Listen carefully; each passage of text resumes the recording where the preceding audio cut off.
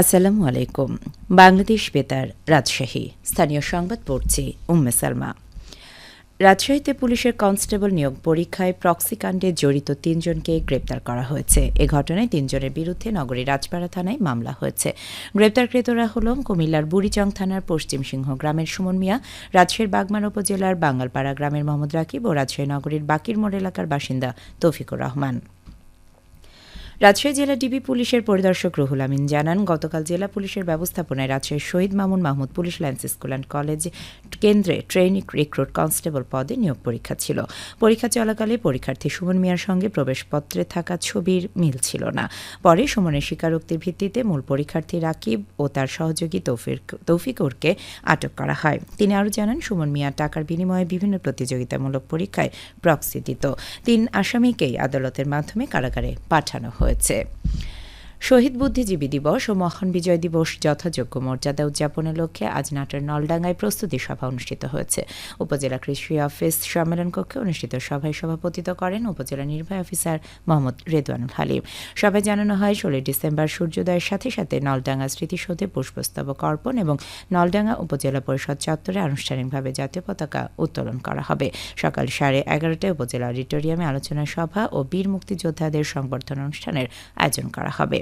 ওই দিন সূর্যোদয়ের সাথে সাথে সকল সরকারি, আধা সরকারি, স্বায়ত্তশাসিত এবং বেসরকারি ভবন ও শিক্ষা প্রতিষ্ঠানসমূহে জাতীয় পতাকা উত্তোলন এবং উপজেলার প্রধান প্রধান সড়ক সজ্জিত করা হবে। এছাড়া বিভিন্ন সামাজিক সাংস্কৃতিক সংগঠন দিবসটির সাথে সামঞ্জস্যপূর্ণ অনুষ্ঠানের আয়োজন করবে। শহীদ বুদ্ধিজীবীদের স্মরণে নলডাঙ্গা শহীদ স্মৃতিস্তম্ভে 14 ডিসেম্বর সকালে পুষ্পস্তবক অর্পণ করা হবে। সকাল 11টায় শহীদ বুদ্ধিজীবীদের স্মরণে আলোচনা সভা অনুষ্ঠিত হবে। নাটোরের জেলা প্রশাসক Asma Shahin Natore chamber of commerce and ইন্ডাস্ট্রির নবনির্বাচিত কমিটির সাথে মতবিনিময় সভা করেছেন। আজ চেম্বার ভবন অনুষ্ঠিত সভায় সভাপতিত্ব করেন Natore chamber of commerce and ইন্ডাস্ট্রির সভাপতি মোহাম্মদ আব্দুল মান্নান।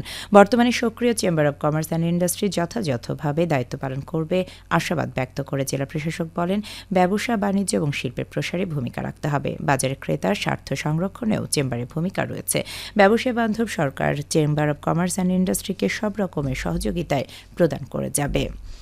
নওগাঁর নিয়ামতপুরে উপজেলা প্রশাসনের আয়োজনে গণঅভ্যুত্থানে নিহত ও আহতদের স্মরণে সভা ও দোয়া মাহফিল অনুষ্ঠিত হয়েছে। আজ দুপুরে উপজেলা পরিষদ হলরুমে অনুষ্ঠিত সভায় সভাপতিত্ব করেন উপজেলা নির্বাহী অফিসার ইমতিয়াজ মোর্শেদ। অনুষ্ঠানের শুরুতেই 2024-এর গণঅভ্যুত্থানে নিহত ও আহতদের স্মরণ করে তাদের প্রতি শ্রদ্ধা জানানো হয়। সভায় আলোচকরা বলেন, ছাত্র জনতার আন্দোলন দেশের মানুষকে ফ্যাসিবাদ থেকে মুক্তি এনে দিয়েছে। এই লড়াইয়ে হতাহতদেরকে জাতি চিরকাল মনে রাখবে।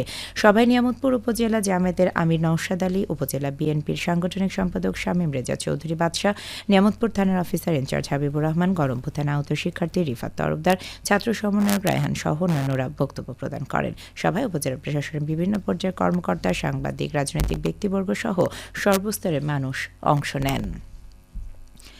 নওগাঁ জেলা প্রশাসনের উদ্যোগে শারদীয় দুর্গোৎসব পুনর্মিলনের মতবিনিময় সভা অনুষ্ঠিত হয়েছে। আজ দুপুরে জেলা প্রশাসকের সম্মেলন কক্ষে অনুষ্ঠিত সভায় সভাপতিত্ব করেন জেলা প্রশাসক মোহাম্মদ আব্দুল আওয়াল। অনুষ্ঠানে বক্তারা বলেন, বাংলাদেশ সম্প্রীতির দেশ। এদেশে সব ধর্মের মানুষের অধিকার সমান।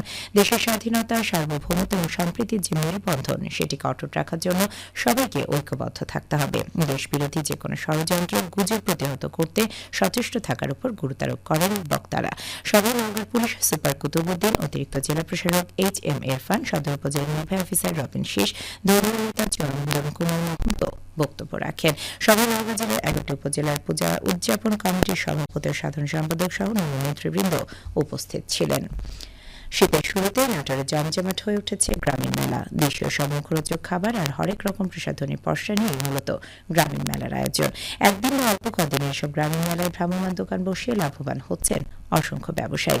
শীতের মৌসুমে মসজিদ এবং মাদ্রাসা ভিত্তিক ওয়াজ মাহফিলে মুখরিত হয়ে ওঠে গ্রামীণ জনপদ। শহরেও কম বেশি আয়োজন করা হয় এই ধর্মীয় অনুষ্ঠানের। বাজার ভিত্তিক ওরস মাহফিল আয়োজিত হতে দেখা যাচ্ছে। দোলযাত্রা, কালী পূজা, চড়ক পূজা পায় উৎসবের আমেজ। ধর্মীয় সব অনুষ্ঠান ছাড়াও বইমেলা, নৌকাবাজ, ঘোড়দৌড় বা অন্য কোনো ক্রীড়া প্রতিযোগিতা উপলক্ষে গ্রামীণ মেলা যেন অবশ্যম্ভাবী হয়ে উঠেছে। সিংহবাজারে প্রসিদ্ধ বর্ষাইল কাশফুল উলুম মাদ্রাসায় আজ রাতে আয়োজন করা হয়েছে ওয়াজ মাহফিলের। এ উপলক্ষে গতকাল থেকে বিটি উইলিয়াম ফুটবল মাঠ এবং বর্ষাইল সরকারি প্রাথমিক বিদ্যালয় মাঠ জুড়ে বসেছে গ্রামীণ মেলা। শতাধিক ব্যবসায়ী আর তাদের ক্রেতাদের পদচারণায় মুখর হয়ে উঠেছে এ দুটি মাঠ। ব্যবসায়ীদের প্রত্যাশা, অন্তত 10 লাখ টাকার পণ্য কেনাবেচা হবে 2 দিনের এই মেলায়।